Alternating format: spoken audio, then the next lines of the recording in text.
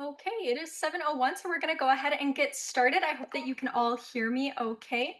Thank you so much for making it to our webinar tonight, put on by Stars College Network, all about Adulting 101. We've got some great things planned for you today. We've got four incredible speakers here to talk to you all about different things surrounding adulting. So we're going to jump right into that. I want to mention, in case you were unfamiliar, STARS stands for the Small Town and Rural Students College Network. We are a collection of 32 different colleges and universities across the nation that are all united in our mission to support the aspirations of rural and small town students and help them succeed in whatever their higher education goals are. Some ways that we do this include travel to rural and small town communities, so bringing people from colleges and universities to rural and small towns directly into the schools, and helping counselors provide support in the application process, going through workshop sessions, and anything else to help students succeed in their college search and selection process. We also offer free programs on STARS campuses. So while we go to schools, we also bring students to our campuses. So, flying people in or driving them in throughout the year to visit campus and really immerse themselves into those experiences. Virtual college access and affordability programming. So, kind of like what we are doing here tonight. But I want to mention that we also partner with Khan Academy and Schoolhouse.world to provide students with access to great resources right from their own homes. And lastly, on campus support systems. So, while STARS supports prospective rural and small town students, we are also expanding on campus support to current college students. Without further ado, we'll do some introductions. So, unfortunately, Jennifer cannot make it tonight, so I will be our representative for University of Wisconsin-Madison. My name is Avery Simpson. I am a recent graduate of this May from UW-Madison. I studied elementary education, educational policy, leadership, and English language arts, and I will pass it off. All right. And so I am a regional admissions ways to adulthood. All right, I'm Hannah Hartnett. I am Associate Director for Strategic Initiatives at Colby College. I'm a rural student myself from Western Maine, and I'm also a graduate of Colby College. Excited to be speaking with you tonight. Hello, everyone. My name is Christy Johnson. I serve as Assistant Director of Admissions and Special Projects here at Spelman College in Atlanta, Georgia. I am not an alumna of Spelman College. However, I am a Spell mom. My daughter graduated in 2023 from Spelman College, and she is now adulting 102, I should say. So I'm super excited to be here with you all this evening, and hopefully you will gain some really great tips tonight. Thank you all so much for those great introductions. You'll be hearing from them more soon. Starting up with Hannah. All right, so in my work as an admissions counselor, when I'm speaking to students and families and counselors, the question that I receive pretty frequently after, actually this time of the year, after the admission cycle's over, you've been accepted into a college and you're, officially enrolling, your deposits down. There are a lot of changes that happen in these next few months coming from high school to college. And notably, a lot of the people that have always been surrounding you as you've grown up, especially if you've grown up in a rural area, are no longer necessarily there with you in person when you are on a college campus. So I just want to review some of the ways that you can find that support in other areas at your university or college.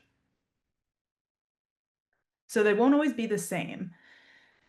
Um, Looking at academic support, you may have had certain teachers that you would always go to, or resources that your high school had. But colleges and universities actually have so many different ways of getting academic support. So there's usually a tutoring center. Your professors will have office hours, which will allow you to come in and meet with the professor one-on-one or in small groups to ask questions about the material, but also get to know your professor, maybe what they're researching, what their interests are, and developing relationships with your professors can really help you be successful in your classes as well. There are also TA hours, which is our teaching assistant hours. Teaching assistants are typically students who have taken the exact class that you're in right now. And so it can be helpful to learn from a peer who this isn't necessarily their area of expertise as it is a professor's, but someone who's recently gone through the material and are currently students, so they know um, how exactly they made something click, and so they can often provide different types of support than a professor can.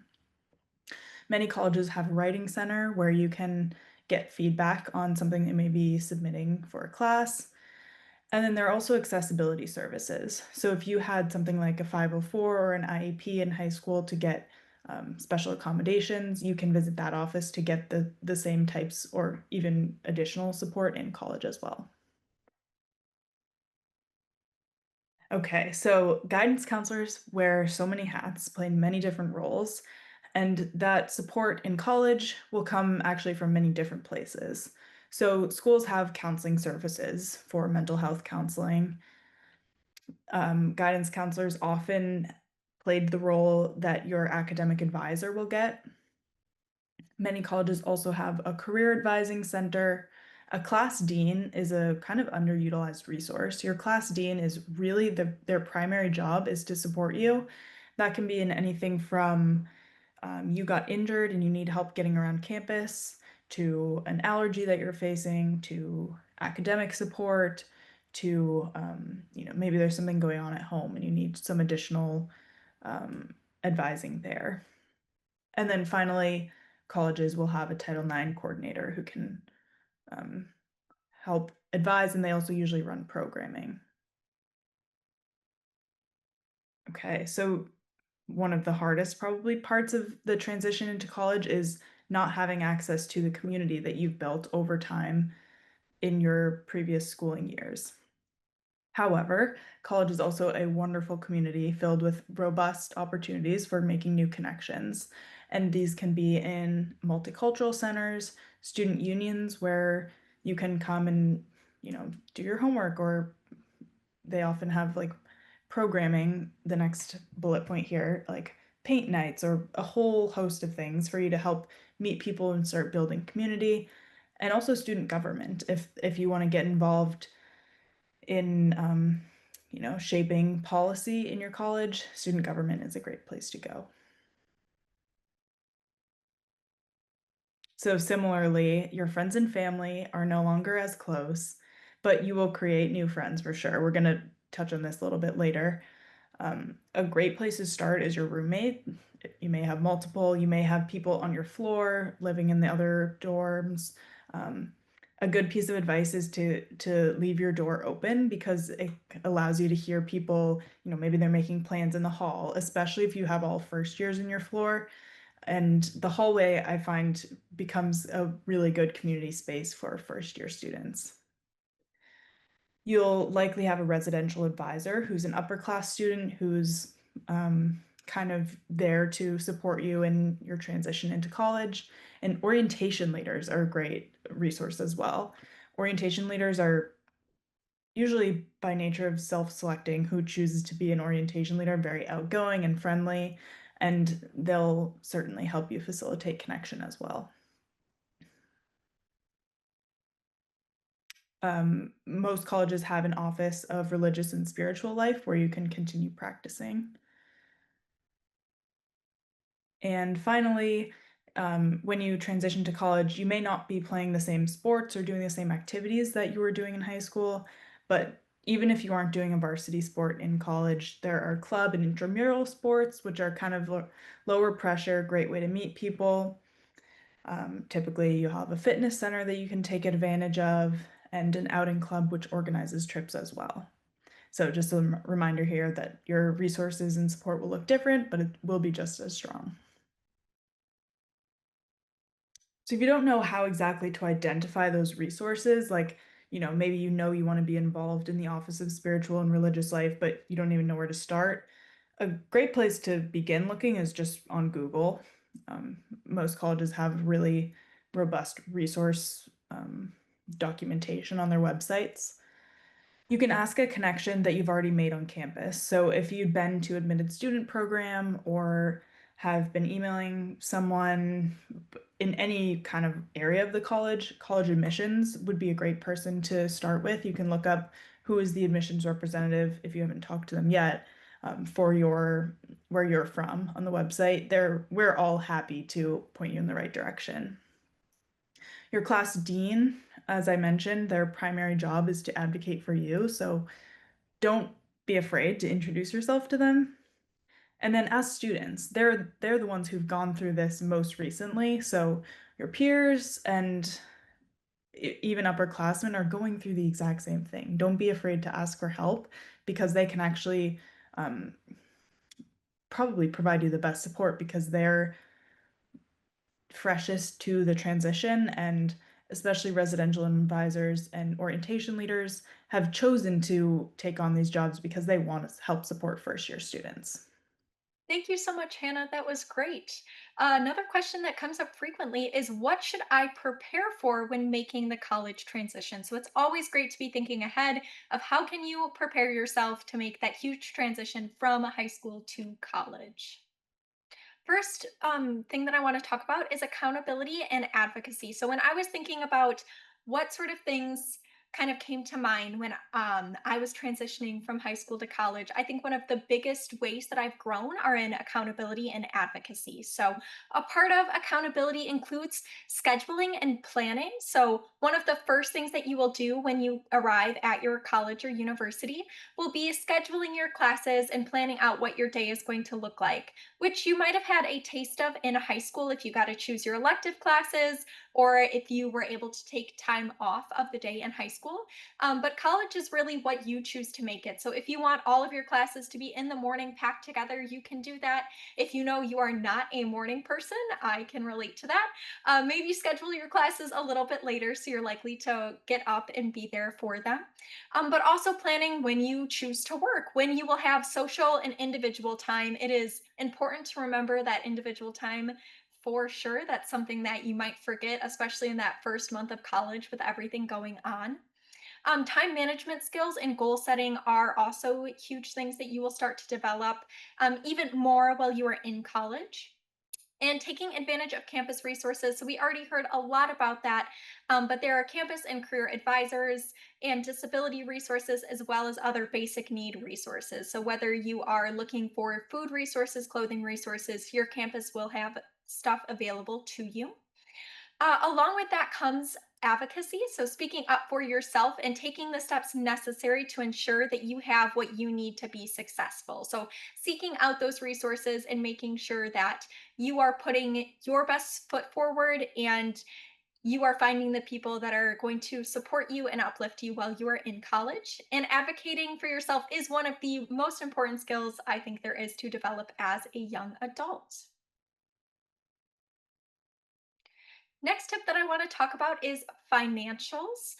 So, building financial literacy, there are lots of ways that you can go about this. I highly recommend checking out financial aid offices on your campus. There will be advisors that you can talk to, as well as specific sessions or people you can talk to about FAFSA. I know you already have a little bit experience with FAFSA now. Hopefully, if you've applied to college, you've filled out your FAFSA once. It is still a beast, and sometimes doing it a second or third time, it is helpful to have another person there with you to walk through some stuff, as well as other financial aid resources can be found at those financial aid offices. I also don't want to discount media, so your libraries at college, as well as online articles, podcasts, and videos, can all have some really helpful information if you are brand new to financial literacy, helping you learn about terms such as budgeting, which we're going to cover a little bit. And Khan Academy, one of our partners, does offer a financial literacy course, which is entirely free for students. When it comes to budgeting, that includes tracking your income and expenses. So, whether you choose to do this paper, digitally, or what is becoming more common for more and more people is using apps to help budget. I found that it was quite easy to spend money in college that I wasn't spending while I was in high school. You want to go out with friends, do stuff, and explore campus, which is totally normal, and you definitely should do those things. But it's great to start getting into the habits too of budgeting. So, one thing that people recommend is saving 50% of your earnings for what you need. So groceries, any other like cleaning supplies, stuff that you may need just for your life in general. 30% for your wants. So that is like going out to restaurants, buying new clothes, whatever you choose to spend that on. And then 20% of your income you save. That way you that builds up over time. And lastly, I want to talk a little bit about jobs. Campus jobs are a great way to earn a little bit of money in college, but also a great way to find community and make friends. I made some of my closest friends in college from my campus job working at a restaurant on campus and just meeting new people and learning a whole bunch of skills that I wouldn't have if I wasn't also working while I was in school. So, student jobs tend to be found on campus portals. They are likely have flexible hours and accommodations for exams and classes. And like I mentioned, it's a great way to find community. Lastly, I want to talk a little bit about health and well being. So, just some tips and reminders to kind of leave you with.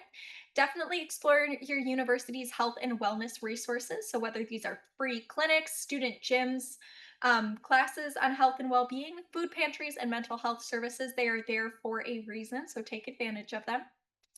And I know you probably hear this a lot from parents, friends, your teachers, but make sure to take care of yourself. 8 hours of sleep a night, I would say, is a necessity. It is really hard to learn if you are cramming every single night for exams or staying up and studying later. Also, fueling your mind and body is very important, keeps you happy and going throughout the day. Definitely striving for balance. So, like I talked about, college is a great time to go out and explore and meet new people and try a whole bunch of things. But also make sure that you're taking time for yourself, trying to find a good balance between being a college student and also being a student. So, focusing on those classes too. Practicing self care is a great habit to get into while you're in college. So that can look like asking for help, spending time by yourself, putting yourself first, um, staying at home when you need to, setting boundaries. It can also just look like going for a walk or listening to some music, doing stuff that makes you feel good. And lastly, wellness is a journey. So, for a lot of students, mental health can be a large struggle. There's been lots of research out there that shows that. So definitely make sure that you're talking to people, you're seeking out those resources when you think that you need them. And even before, just make sure that you are reaching out to people and, of course, trying your best, but know that it is a journey. This is my section. So how will communication change with parents, with my parents, teachers, etc. when I go to college? Woo, it's gonna change. So let's just get to it. Next slide, please. Okay. So in terms of communication, there are some things that I just really wanted to kind of make you all aware of. And again, this may or may not be the case. It just depends. But the first thing that I wanted to discuss was support versus control. Okay, so expect emotional support. So encouragement, reassurance, and a listening ear. Those are things that I think, in terms of families wanting to ensure that they have that, the student wants to make sure that they have that as well. This, could be the very first student that's going off to college, so expect that it may be difficult on all ends. I think sometimes students tend to think that it's easy for the parent, but the parents are struggling. It's like, oh no, my helper is leaving now, leaving the nest, so it gets a little bit difficult. Also want to have some understanding that family may not always agree with every choice. And I counsel my parents in general, because again, this is a learning curve for both the parent and the student as well. So just ensuring that we're all on the same page. We know that there's a common goal. The common goal is to ensure that the student gets through college, or whatever. If it's not college, it's going to the military or whatever the choice that you all have come to. Just ensuring that there's an understanding that we might not always agree, but just ensuring that there's a common goal in mind. And students should always expect guidance, but not micromanagement. So parents, and I know that might be difficult for parents to hear, because up until this point, the parent has been the one in, driving the car, and the student has been in the passenger seat. So now the tables are slowly shifting, and sometimes it feels a little bit uncomfortable, but you guys can do it. Number two, respect for growing independence. Families should start to begin treating the student as a young adult. Okay, expect family to allow space to make decisions, even mistakes, and to learn from them. And it's important that learn from the mistakes piece. That's heavy on that because sometimes, I mean, there are no perfect people on this planet, so we really want to kind of move with grace. And then last for this one, just it might look like fewer daily check-ins and a little more trust, which again can be difficult. And I know how this goes, mainly just from my experience. My daughter attended the same school that I work at, so it was like, how much do I just kind of stay out of the way, be here for her? She needs my support. My office is on her campus, so I could quite literally go to her dorm, but I'm not going to invade her space like that. I really wanted her to have her own authentic experience. So I think it was really cool, the opportunity that we were able to, the boundaries that we both made sure that were in place. The third thing, encouragement through challenges. So college will have its share of ups and downs, academically, socially, emotionally. So just making sure that we are aware of that. We can expect that families, they can affirm your efforts, not just your outcomes. So when you're trying, I'm gonna go out for, I want to try to get on the executive board, and so I'm going to campaign for it, and the family can rally behind you, like, okay, we got your back, let me hear your speech if you're comfortable sharing it with me. Those types of things should be helpful.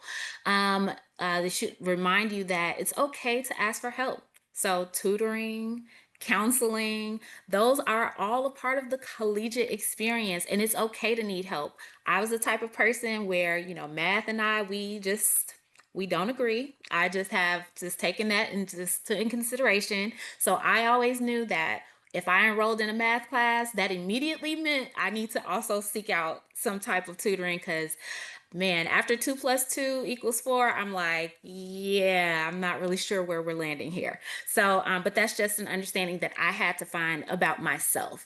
Number 4 was open and honest communication. So students should hopefully expect families to check in with care, not pressure, just a little care, a little check in. You're good, everything's all good. Students try to do a better job of not calling just when you need mom and dad to add some more money into that account. Check in on them as well. Maybe you all decide that Sundays will be the check-in day. Like, hey mom, hey dad, so what happened this past week? And you're catching them up, and then vice versa, they can catch you up on what's going on in their world as well. It's fair to ask for honest conversations about finances, expectations, and emotional support. And then students should keep family informed, even if briefly, about like big decisions. Big decisions, depends on, the person. I think it's subjective what a big decision is. Like, a big decision for one family could be that the student walked out and went out and got a tattoo. That could be a very small decision for some families. So really kind of key into knowing who your family is, what they would consider the big decisions versus the small ones. Realistic financial boundaries. So again, and I had to learn this the hard way when I was in college. My father gave me his credit card. So I was like, he was like, use this in the case of an emergency. I was like, okay, cool. Well, emergency to me sometimes meant like, if I'm going out like every week. I'm buying food. I'm not only buying food for myself, but I'm buying food for everybody else. It's an emergency because we all needed to eat. Like, nourishment is important.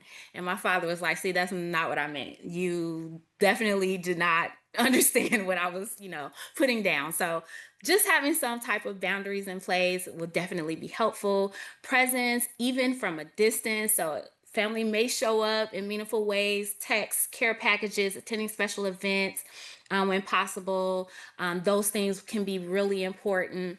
Encouragement of self-advocacy is really big now. I mean, advocacy in general, but this in college is really where you start to find your own voice, because you've been, again, governing by your parents' rules and their regulations.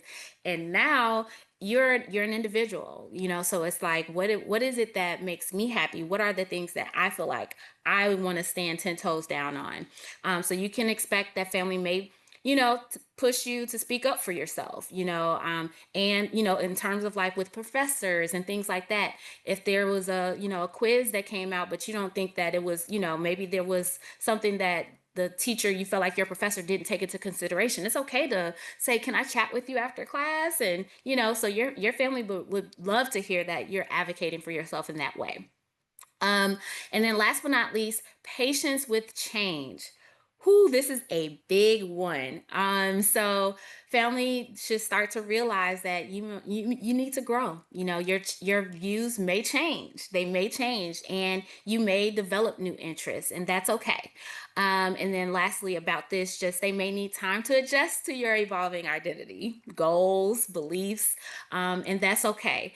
If they need time, students, give it to them, and then vice versa. For family, if there's any major changes happening with the family dynamic or anything like that, allow the student the time to really try to process that. Next slide, please. Okay, so FERPA. Okay, parents, this is your time. Yes. Okay. So I'm sure my colleagues can attest to, parents calling and they're just like, well, I'm the one that's going to be paying the tuition, so I need to know like grades and all that good stuff. And it's like, ooh, so sorry about that.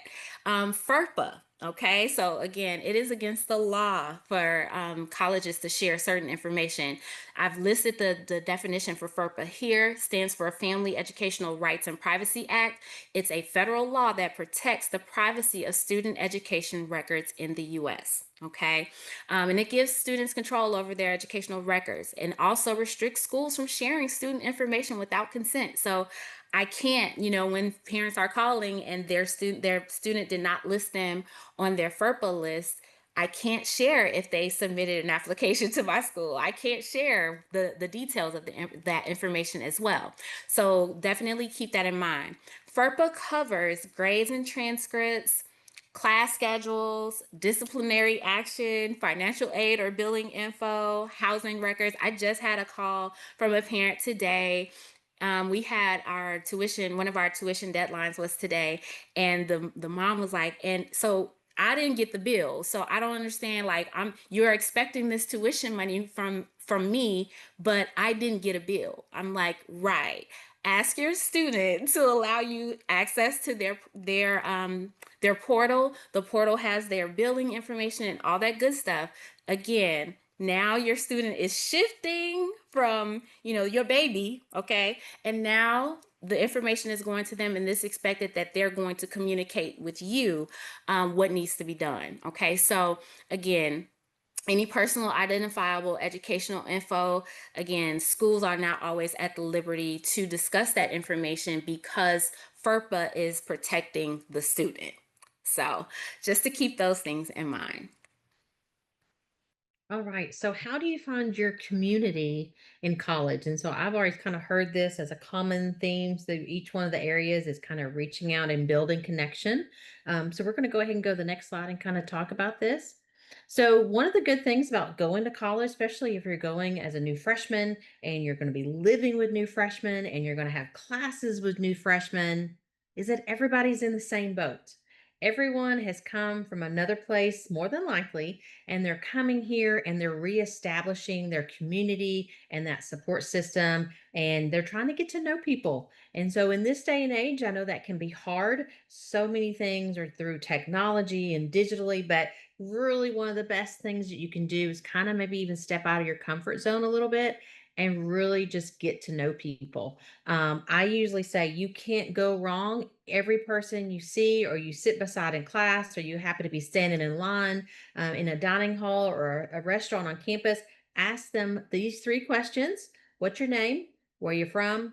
What's your major? And that is a great way to start a conversation with everybody because everyone's kind of in that same boat. So, one thing is you want to make sure as you're making this transition to college, as we've already discussed, your normal support system will not be so readily available. It will shift, it will change. And so you're going to really need to build your new one. And one of the best ways to do that is to not isolate. So it's very tempting, perhaps at times, to kind of go to class and then go right back to your residence hall, go back to your dorm room and just kind of be there and study in there and do everything in there. but you're really going to have to step out and not spend so much time. Make it a point to study on campus, make it a point to be involved in activities, find a registered student organization, some kind of common interest that you have, maybe even try something new that you can do that. And that kind of leads into people that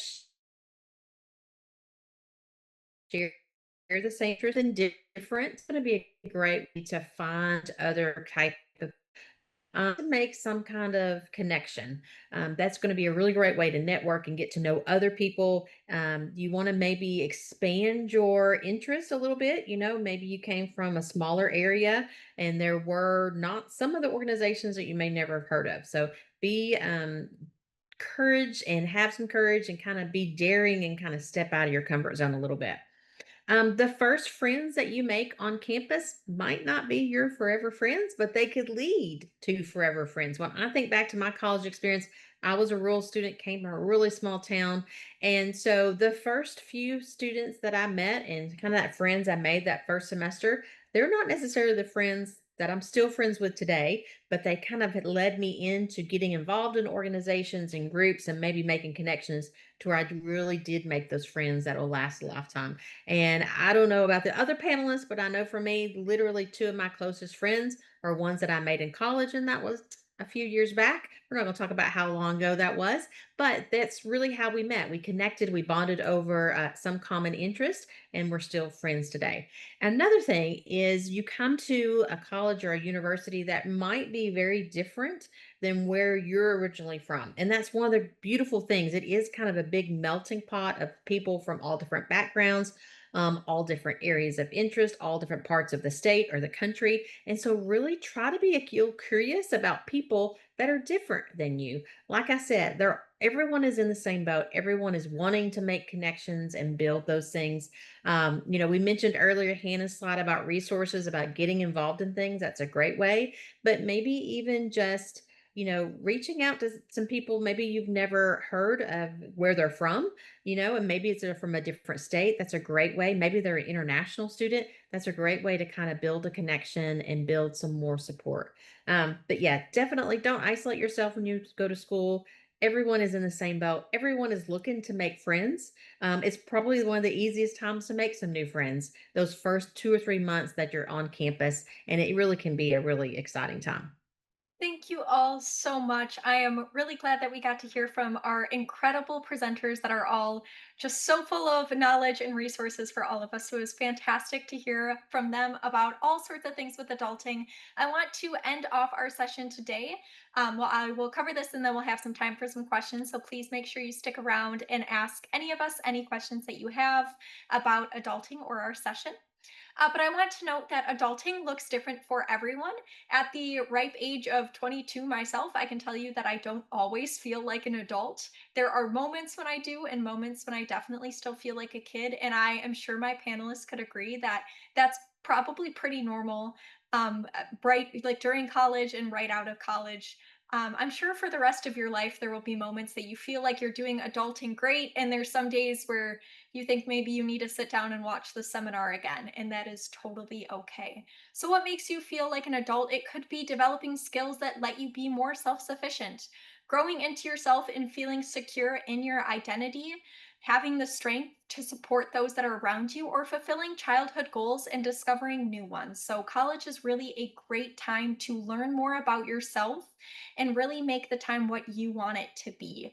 There's no one perfect way to complete adulting. And I will note that the more that you try new things and you allow yourself to exist in that gray space of something that is unknown to you, the more that you'll find that you can do those things that you might consider to be adulting. And lastly, adulting isn't just about what you do or don't do, it's about developing those skills and values that will help you navigate life. So, independence, the ability to care for and support yourself emotionally, socially, or financially. The responsibility aspect, I would say, is a big piece of it. Being consistent with yourself and reliable to those around you. It is okay to have slip ups from time to time as you are learning to be more responsible. Personal growth and fulfillment. So, using your newfound freedom to build the life you want for yourself. Thank you all so much, and we will all be here for questions. If you want to leave them in the chat, and we will respond to them. Any of our panelists is welcome to turn off or turn on their mics and answer any of the questions that come in. But thank you all.